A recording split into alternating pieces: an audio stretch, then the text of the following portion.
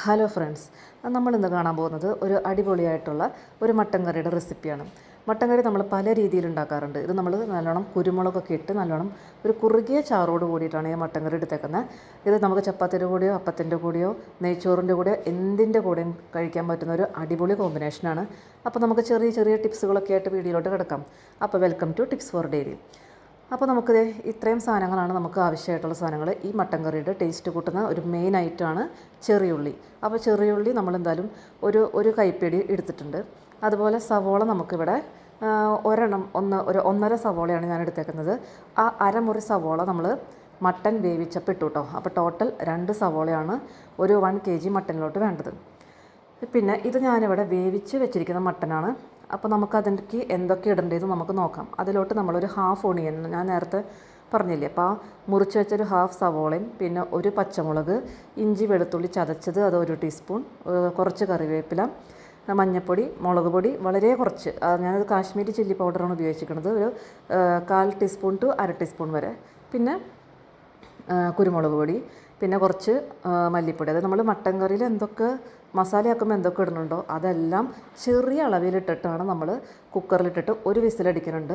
അത് നിങ്ങളുടെ മട്ടൻ്റെ വേവ് അനുസരിച്ച് അതുപോലെ ചെയ്യാം. പിന്നെ വിനാഗിരി മസ്റ്റാണ് കേട്ടോ. മസ്റ്റ് എന്ന് വെച്ചാൽ നാട്ടിലത്തെ മട്ടനാണെങ്കിൽ എനിക്ക് തോന്നുന്നു ആ കുത്തുമണം ഉണ്ടാവില്ല. ഇവിടെ നമുക്കിവിടെ കിട്ടുന്ന മട്ടന് ചെറിയൊരു കുത്തുമണമുണ്ട്. അപ്പോൾ അത് ഒഴിവാക്കാൻ വേണ്ടിയിട്ട് വിനാഗിരി ഞങ്ങളിവിടെ മട്ടൻ കറിയിൽ ഒഴിവാക്കാൻ പറ്റാത്തൊരു സാധനമാണ് കേട്ടോ.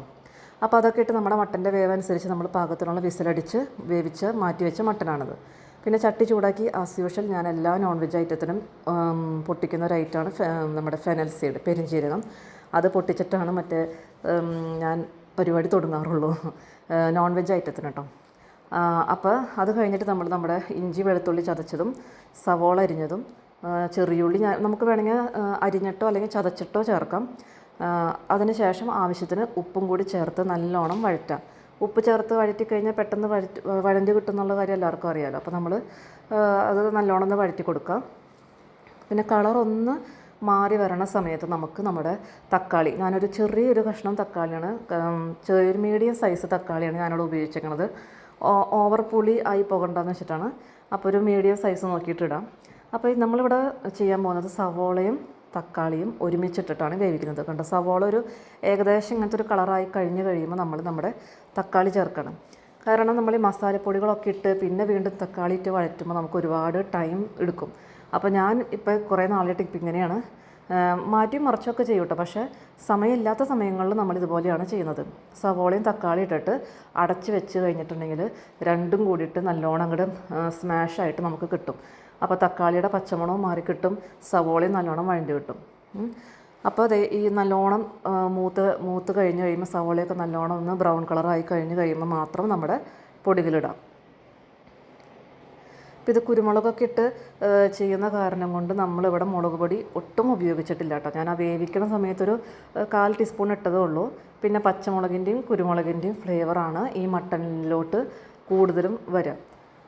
അപ്പോൾ ഏകദേശം നോക്കി ഈ ഒരു നല്ലൊരു ബ്രൗൺ കളറാകണ സമയത്ത് നമുക്ക് നമ്മുടെ പൊടികളൊക്കെ ചേർത്ത് കൊടുക്കാം.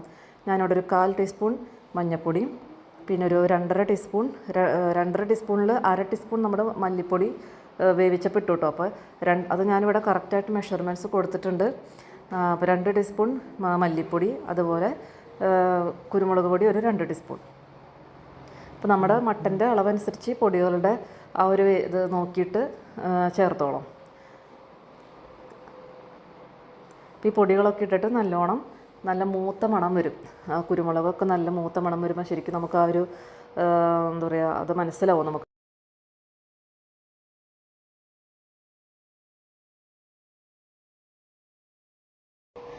കുരുമുളക് ഇട്ടിട്ട് നമ്മളത് വരട്ടിയിട്ടും വെക്കാറുണ്ട്. ഞാനിവിടെ ഞാൻ പറഞ്ഞില്ലേ കുറുകിയ ചെറിയ ചാറോട് കൂടി എടുക്കണം. നമ്മളിന്നിവിടെ ചപ്പാത്തിയുടെ കൂടെ കഴിക്കാൻ പോകുന്നത്. അപ്പോൾ നമുക്ക് വേണമെങ്കിൽ ആ ചാറ് നല്ലോണം വറ്റിച്ച് ഡ്രൈ ആക്കിയിട്ട് നല്ല എന്താ പറയുക, നല്ല ഡ്രൈ പരുവത്തിൽ വരട്ടിയ രീതിയിൽ നമുക്ക് എടുക്കാം കേട്ടോ.